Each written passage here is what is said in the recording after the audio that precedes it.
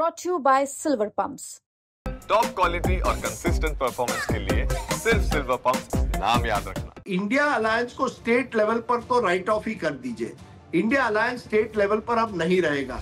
अखिलेश यादव और राहुल गांधी 2 साल बाद उत्तर प्रदेश में एक साथ आएंगे या नहीं, इस पर भी सवाल है। तो अब राजदीप, जो इंडिया गठबंधन है उसका क्या भविष्य है? क्योंकि जो बाकी घटक दल थे इंडिया अलायंस के, वो खुलकर अरविंद केजरीवाल को समर्थन कर रहे थे। अखिलेश यादव, ममता बनर्जी, ये लोग खुलकर केजरीवाल के पक्ष में आ गए थे और कांग्रेस एक तरह से अकेले पड़ गई थी।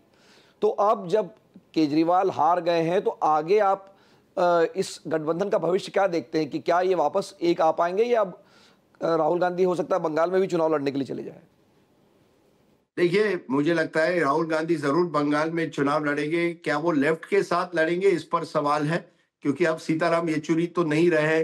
पहली बार 2 बार कांग्रेस 2016 और 21 में बंगाल में लेफ्ट के साथ लड़ी थी, जिसमें सीताराम येचुरी और राहुल गांधी में समझौता हुआ था।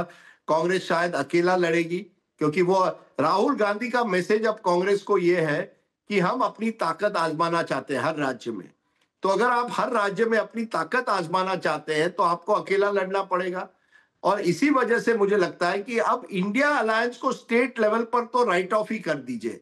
इंडिया अलायंस स्टेट लेवल पर अब नहीं रहेगा। मुझे अभी शक भी ये भी है कि उत्तर प्रदेश में क्या अखिलेश यादव और राहुल गांधी 2 साल बाद उत्तर प्रदेश में एक साथ आएंगे या नहीं, इस पर भी सवाल है। इस पर भी कोई गारंटी नहीं है कि वो एक साथ आकर चुनाव लड़ेंगे। तो कांग्रेस एक अलग तरीके से अब अपनी राजनीति करना चाहती है। राहुल गांधी का जिस तरह से संदेश है, उससे लगता है कि उनको इंडिया अलायंस पर उतना विश्वास नहीं रहा। वहीं इंडिया अलायंस के जो घटक दल है, उनको लगता है कांग्रेस अपनी मनमानी करती है। आपने राम गोपाल यादव का अभी एक वक्तव्य सुना होगा। उन्होंने कांग्रेस पर सीधा आरोप किया कि कांग्रेस नहीं चाहती है कि सहयोगी दलों के साथ काम करे। तो दोनों तरफ से कड़वाहट बढ़ रही है और ऐसी स्थिति में इंडिया अलायंस के भविष्य पर एक बहुत बड़ा सवाल उठा है मिलिंद।